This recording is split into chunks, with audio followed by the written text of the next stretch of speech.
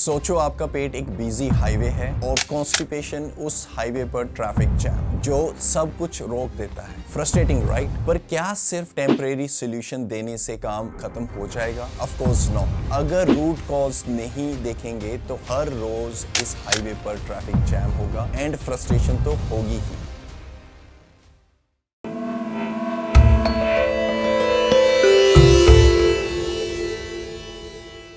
हाय, मैं हूं डॉक्टर विकास संगोत्रा। आपका स्वागत है ई ग्लॉसिस पर। अपने 15 साल के करियर में मैंने देखा है कि कैसे सिंपल और effective Ayurvedic remedies root cause को ट्रीट करके कॉन्स्टिपेशन जैसी फ्रस्ट्रेशन को दूर कर सकती हैं। एंड आज का वीडियो बहुत इंपॉर्टेंट है क्योंकि आज हम देखेंगे कैसे कॉन्स्टिपेशन से राहत पाई जा सकती है ताकि आपका डाइजेस्टिव हाईवे फिर से स्मूथली चले। आइए पहले हम शुरू करते हैं on addressing the root cause, not just tips and facts. So constipation सिर्फ ब्लॉक्ड अप फील करना नहीं है, ये समझना जरूरी है कि ब्लॉकेज हो क्यों रही है। मॉडर्न मेडिसिन में हम अक्सर डाइट या हाइड्रेशन की बात करते हैं, लेकिन आयुर्वेदा कहता है कि कॉन्स्टिपेशन का मेन रीजन वाता दोषा का इम्बैलेंस और वीक अग्नि यानी डाइजेस्टिव फायर होता है। जब वाता स्पेशली अपाना वाता एग्रीवेट हो जाता है तो उसकी कोल्ड और ड्राई क्वालिटीज कॉलन में मॉइस्चर्स को एब्जॉर्ब कर लेती हैं, जिससे स्टूल हार्ड हो जाता है और यानी ड्राई हो जाता है। सोचो एक ड्राई स्पॉन्ज को ड्राई पाइप के थ्रू पुश करने की कोशिश कर रहे हो, इट्स नॉट गोइंग टू बच। जैसे कोल्ड वेदर में आपकी फिंगर स्टिफ हो जाती हैं, वैसे ही बॉडी में कोल्ड प्रॉपर्टीज जब इंटेस्टाइन यानी आपकी लार्ज कॉलोन में बढ़ जाती हैं तो कॉलोन भी स्लो हो जाता है और स्टूल लॉन्गर टाइम के लिए वहां पे स्टक करता है। जब आपकी अग्नि वीक हो जाती है, डाइजेशन स्लो हो जाता है, उससे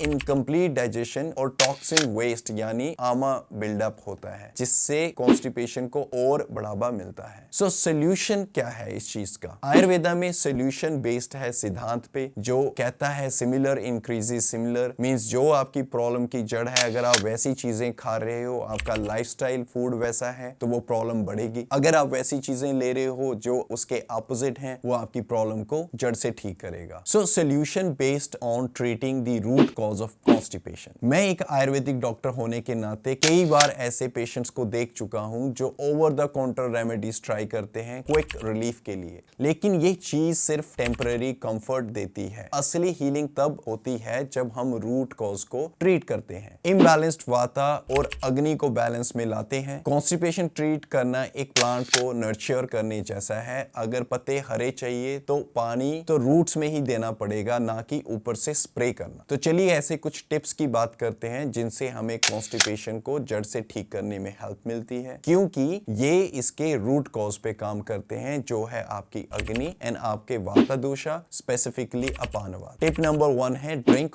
हॉट वाटर। सबसे सिंपल आयुर्वेदिक रेमेडी होती है गर्म पानी पीना, क्योंकि वाता नेचर में कोल्ड एंड ड्राई होता है और जब आप गर्म पानी लेते हैं ये कंफर्टिंग होता है और मॉइस्चर लाता है कॉलोन में, डाइजेशन को स्टिमुलेट करता है और वाउल मूवमेंट्स को स्मूथ बनाता है। सो दिन की शुरुआत एक गिलास गर्म पानी से करें, जो आपकी इंटेस्टाइन को जेंटली वेकअप करेगा और कॉन्स्टिपेशन को रिलीव करेगा। अभी बात करेंगे टिप नंबर 2 की, castor oil, Ayurveda's secret weapon. Castor oil यानी एरंड का तेल आयुर्वेदा के एक जबरदस्त इलाज है कॉन्स्टिपेशन के अगेंस्ट। ये इंटेस्टाइन को लुब्रिकेट करता है और अपान वायु जो एलिमिनेशन के लिए रिस्पॉन्सिबल है उसे स्टिमुलेट करता है। सो रात को सिर्फ 1 चम्मच लें और सुबह तक आपका सिस्टम एक्टिवेट हो जाएगा। ये जेंटल है और एक नेचुरल क्लींस की तरह काम करता है और रेगुलर यूज के लिए सेफ भी है। अब हम बात करेंगे टिप 3 की, add fibre but avoid raw vegetables after sunset. यानी फाइबर हम सारे जानते हैं एक रेगुलर बाउल मूवमेंट के लिए जरूरी चीज है, लेकिन आयुर्वेदा कहता है इसे माइंडफुल तरीके से लेना चाहिए। रॉ वेजिटेबल फाइबर रिच हैं, लेकिन इनकी कोल्ड और ड्राई नेचर वाता को एग्रीवेट कर सकता है। इसलिए अपनी वेजिटेबल्स को घी या सेसमे ऑयल यानी तिल के तेल में सोते करके यूज करें ताकि इसमें थोड़ी वार्म वार्मथ गर्माहट आए, इसमें और मॉइस्चर ऐड हो सके। ऐसे समझो जैसे आपको अपने डाइजेस्टिव सिस्टम को एक कोजी ब्लैंकेट में रैप करने की जरूरत है। मैंने कई पेशेंट को सुजेस्ट किया है कि डिनर में रॉ सैलेड को स्किप करें और उनके डाइजेशन में जो इंप्रूवमेंट हुआ है वो रिमार्केबल है। इसलिए आप भी अगर कॉन्स्टिपेशन का इशू है या आपको कॉन्स्टिपेशन का इशू नहीं है पर आप अपनी गट को हेल्दी रखना चाहते हैं तो आप कभी भी सनसेट के बाद रॉ सैलेड मत खाएं। Tip number 4, heal your gut with triphala and